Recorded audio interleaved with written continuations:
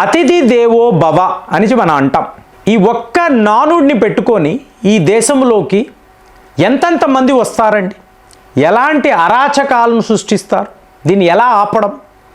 ఇదే అజిత్ దోవెల్ డాక్ట్రైన్లో అతి ముఖ్యమైన అంశం. ఒకప్పుడు జరిగింది, భారత్లోకి ఎవరైనా ఎప్పుడైనా వెళ్ళొచ్చు, ఏమైనా చెయ్యొచ్చు, సురక్షితంగా వెనక్కి వెళ్ళిపోవచ్చు, వాళ్ళు ఏమీ రెస్పాండ్ అవ్వరు. మరి ఇప్పుడు న్యూ ఇండియాలో చూడండి, మీకు జూన్ 14 ఆదివారము మీకు బంగ్లాదేశ్ నుంచి ఒక ఉన్నత అధికారి, ఇతను ఇందిరాగాంధీ ఇంటర్నేషనల్ ఎయిర్పోర్టులో దిగాడు, బంగ్లాదేశ్ నుంచి వచ్చాడు. రావడము చూడండి, మన ఇంటెలిజెన్స్ బ్యూరోకి సంబంధించిన అధికారులు ఇతని దగ్గరికి వెళ్ళి ఒక డోసేర్ని ప్రజెంట్ చేశారు.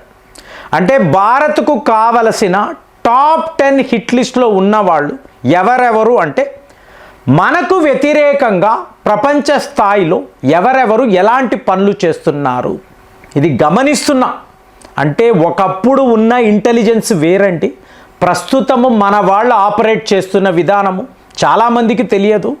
24/7 వరల్డ్ వైడ్ ఎన్నో దేశాలలో మన దేశానికి వ్యతిరేకంగా ఎవరెవరు ఏమేమి చేస్తున్నారు మొత్తము చిట్టా ఉంటుందండి.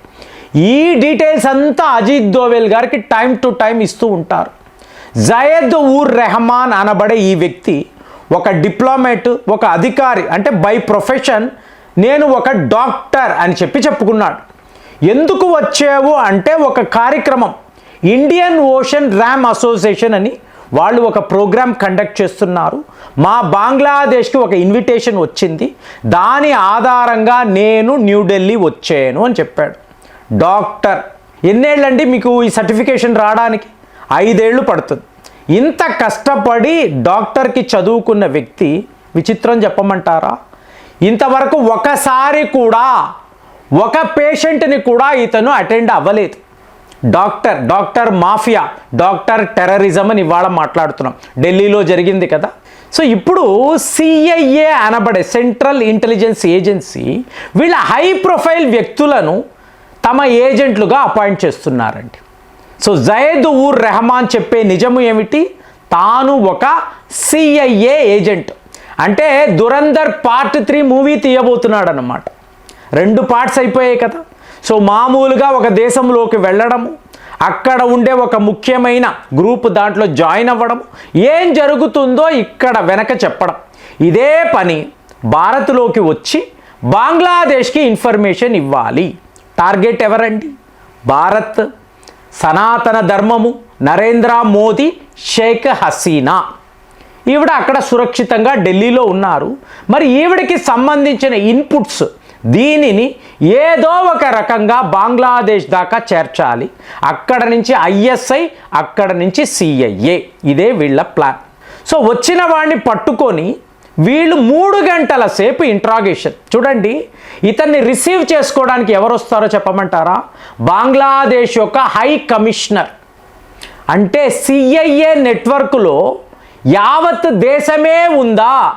ఇప్పుడు అందరూ మాట్లాడేది ఏంటంటే, తారిక్ రెహమాన్ వచ్చిన కొత్త ప్రధానమంత్రి భారత్తో స్నేహము అన్నాడు. వీడేం చేశాడంటే, అమెరికా యొక్క రాయబారి వాళ్ళ ఇంటికి ఎటువంటి సెక్యూరిటీ లేకుండా కామన్ మ్యాన్ లాగా వెళ్ళాడు. అంటే ఆ దేశం యొక్క ప్రధానమంత్రి పలానా వాళ్ళ ఇంటికి రాబోతున్నాడని ఎవరికీ తెలియదు. ఒక కారు వచ్చింది, ఆగింది, ఇతను నేరుగా అతని ఇంటిలోకి వెళ్ళాడు. లోపల ఎవడు కూర్చొని ఉన్నాడండి? మహమ్మద్ యూనస్. అంటే ఇంకా వీడు యాక్టివ్గా ఉన్నాడు చూడండి, వీడు రిటైర్ కాలేదండి. సో వీళ్ళు ముగ్గురు కూర్చొని భారత్లో ఏం చెయ్యాలి, ఈ మోదీని ఏం చెయ్యాలి, షేక్ హసీనా అక్కడ ఉండకూడదు, ఎలాగా కూర్చున్న తరువాత next day morning Muhammad Yunus France వెళ్తున్నాడు, వాడి వెంట తారిక్ రెహమాన్ కూడా ఫ్రాన్స్ వెళ్తున్నాడు. అక్కడ మళ్ళీ ఒక మీటింగ్. అంటే MI6 అని అంటారు చూసారా, యూకే యొక్క స్పై ఏజెన్సీ, వాళ్ళు సిఐఏ కలిసి భారత్పై ఇంత పెద్ద కుట్రలు వీళ్ళు పన్నుతున్నారు. సో ఈ ఒక్క వ్యక్తి ఇందిరాగాంధీ ఇంటర్నేషనల్ ఎయిర్పోర్ట్లో దొరికిన వెంటనే మొత్తం వీడిని పట్టుకొని 3 గంటల సేపు మీకు యావత్ బంగ్లాదేశ్ ఈ డిప్లొమాటిక్ ఛానల్స్లో ఉన్నవాళ్ళు అలా ఎలా చేస్తావు ఏంటి? మీకు ప్రధానమంత్రి యొక్క అడ్వైజర్ కమిటీలో ఇతను ఉంటాడండి. ఒక సిఐఏ ఏజెంట్ బంగ్లాదేశ్ యొక్క పిఎం ఆఫీస్లో ఉన్నాడు అంటే ఆ దేశం యొక్క పరిస్థితి ఏంటి? అసలు మనము తలచుకుంటే రియల్గా బంగ్లాదేశ్ని ఒక శత్రు దేశముగా చూస్తే ఎంతసేపు అండి చెప్పండి, ఎంతసేపు? అయినా కూడా మనము ఇంకా కూడా సరే చూద్దాములే ఎంతవరకు వీళ్ళు వస్తారో. టోటల్ దేశము ఇవాళ ఇదే కదండి. మీకు national investigation agency, intelligence bureau, రా ఏజెంట్లు ఎక్కడెక్కడ ఈ తీవ్రవాదులు దాక్కున్నారు, ఎంతెంతమంది ఉన్నారు, ఎవడెవడు ఎక్కడెక్కడ ఏమేమి చేస్తున్నాడు టోటల్గా కదండి. గత 12 ఏళ్లలో వీళ్ళ నెట్వర్క్ ఏమిటి? 24/7 గమనించడమే కదా. సో ఈరోజు ఏమైంది? బంగ్లాదేశ్ యొక్క తీవ్రవాదులు మన దేశము దాకా వచ్చి ఇక్కడ రేకీ నిర్వహించి ఇన్పుట్స్ ఇద్దాము. నిన్న మాట్లాడాం టర్కీ వాళ్ళ ఎయిర్పోర్ట్ సర్వీసెస్. సో వీళ్ళందరినీ మీరు చూశారనుకోండి, కలిసి ఒకేసారి వేసేయాలా అని అనిపిస్తుంది. కానీ మీకు మన దేశము మీద, షేక్ హసీనా మీద, మోదీ మీద వీళ్ళు ఎలాంటి పగను పెంచుకున్నారో చూడండి. అంటే అంబేద్కర్ గారు ఒక మాట అంటారండి, మీరు చదివి ఉంటారో లేదో, ఈ మహమ్మదియన్స్ అనేవాళ్ళు 600 ఏళ్ల పాటు భారత్ను పరిపాలించారు, అంతే కదా. బ్రిటిష్ వాళ్ళు 200 ఏళ్ళు. అలాంటప్పుడు వీళ్ళు మీ మాట ఎందుకు వింటారు? 20 కోట్ల మంది ఉన్నారు కదా. వీళ్ళు భారత్, హిందుస్థాన్, హిందువులు, హిందూ అధికారులు చెప్పే మాటలను ఎందుకు వింటారు? వినాల్సిన అవసరము ఏమిటి? ఒక్కసారి ఇండియన్ గవర్నమెంట్ ఆలోచించాలి. ఎప్పుడో ఆయన చెప్పాడు. ఇవాళ మీరు చూశారనుకోండి, ఇతను ఏమంటున్నాడు? ఏమండి గొప్పగా అతిథి దేవో భవ అంటారు, మేము మీ దేశానికి వస్తే ఇదా మీ ట్రీట్మెంట్? ఎంతలా నన్ను అవమానించారు, పోండి, ఈ ప్రోగ్రామ్ లేదు, ఏమీ లేదు, నేను వెళ్ళిపోతాను. భయం, ఎక్కడ లేని భయం. పట్టుకొని జైల్లో పెడితే నిజాలు కక్కేస్తాడు కదా.